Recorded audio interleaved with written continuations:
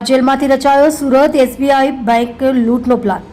Master mind Kundan Bhagat ઝડપાયો. સુરત વરાછા વિસ્તારમાં આવેલી એસબીઆઈ બેંકમાં થયેલી ₹52 લાખની લૂંટ કાંડમાં ચોંકાવનારો ખુલાસો થયો છે. પોલીસ તપાસમાં સામે આવ્યું છે કે આ સમગ્ર લૂંટનો માસ્ટર માઇન્ડ બિહારની બેવર સેન્ટ્રલ જેલમાં બેઠેલા કુખ્યાત આરોપી કુંદન ભગતે તૈયાર કર્યો હતો. જેલમાં હોવા છતાં તે ખાસ મોબાઈલ એપ મારફતે તેના સાગરીતોને સૂચનાઓ આપતો હતો અને સુરતની બેંકને ટાર્ગેટ બનાવી લૂંટને અંજામ અપાવ્યો હતો.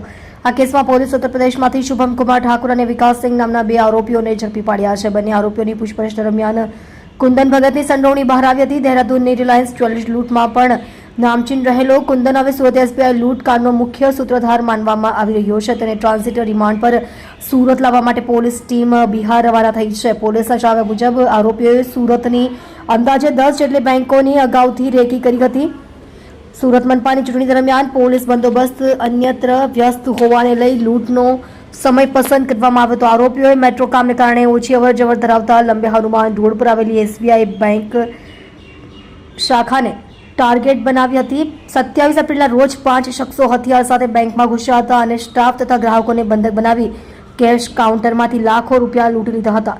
એટલામાં કેશ ડિપોઝિટ વેન પણ બેંકમાં આવી પહોંચી હતી, જેમાંથી વધુ રકમ લૂંટી કુલ 52 લાખ રૂપિયા લઈને લૂંટારો ફરાર થઈ ગયા હતા. હાલ પોલીસ સમગ્ર ગેંગના અન્ય સભ્યો સુધી પહોંચવા માટે તપાસ વધુ તેજ બનાવી રહી છે. તમે જોઈ રહ્યા છો DNY ન્યૂઝ ચેનલ રમન કૌરની સાથે.